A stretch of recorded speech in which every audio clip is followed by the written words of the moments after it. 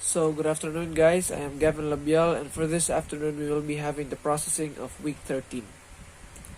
The objectives for this afternoon is to identify the different teaching strategies in movement programs for children ages 3 to 5, explain the importance of learning the different teaching strategies in movement for children ages 3 to 5, and execute the activity Little Bubble Strip.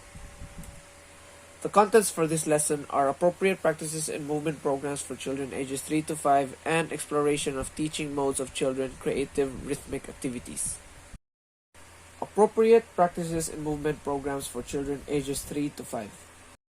So before that, we must keep in mind that the goal is quality movement programs for young children, meaning us as early childhood teachers, we must know the important role of movement in a child's development. For this material, we will only be focusing on instructional strategies.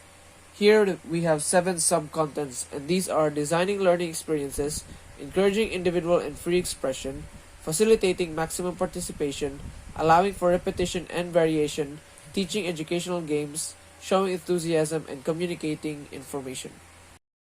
Designing learning experiences. The appropriate practice here is that teachers employ both direct and indirect teaching methods. Direct methods provide visual and verbal information for students to replicate. Indirect teaching methods encourage children to explore and discover a range of movement possibilities. While the inappropriate practice here is that teachers implement highly structured, teacher-directed lessons most of the time, and command-style teaching is the predominant instructional method. Next is encouraging individual and free expression. The appropriate practice here is that teachers encourage children to use movement as a form of individual expression. They plan opportunities for children to ask questions and then help them discover various solutions to movement problems. Teachers encourage children to be creative, use their imagination, and express themselves freely. The inappropriate practice here is that teachers require children to move in prescribed ways and meet set standards of performance often associated with adult movement patterns. Only relatively quiet and controlled activity is allowed. Next is facilitating maximum participation. The appropriate practice here is that teachers use activities that don't eliminate children, and they structure the class environment to maximize opportunities for all children to learn, be physically active, and be successful. While the inappropriate practice here is that lessons are organized poorly, so students spend much of the class time waiting in lines and or waiting for equipment to be distributed.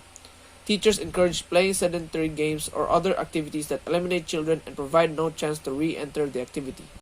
Next is allowing for repetition and variation. The appropriate practice is that teachers provide a variety of novel learning experiences that emphasize similar motor skills across different environmental contexts, allowing children to develop movement patterns gradually.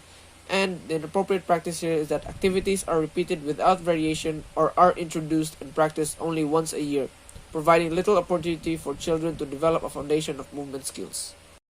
Next is teaching educational games. The appropriate practice here is that teachers select, design, sequence, and modify games to maximize children's learning and enjoyment.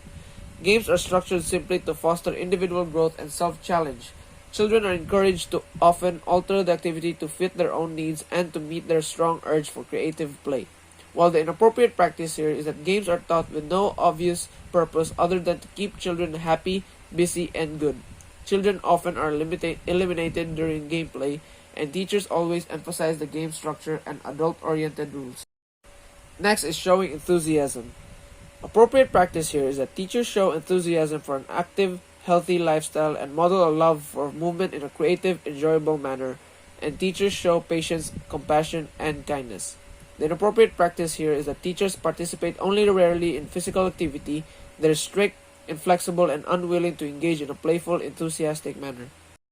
And lastly, communicating information. Appropriate practice here is that teachers take advantage of children's rapidly developing language skills by allowing them to share their thoughts using multiple modes of communication, i.e. verbal or physical.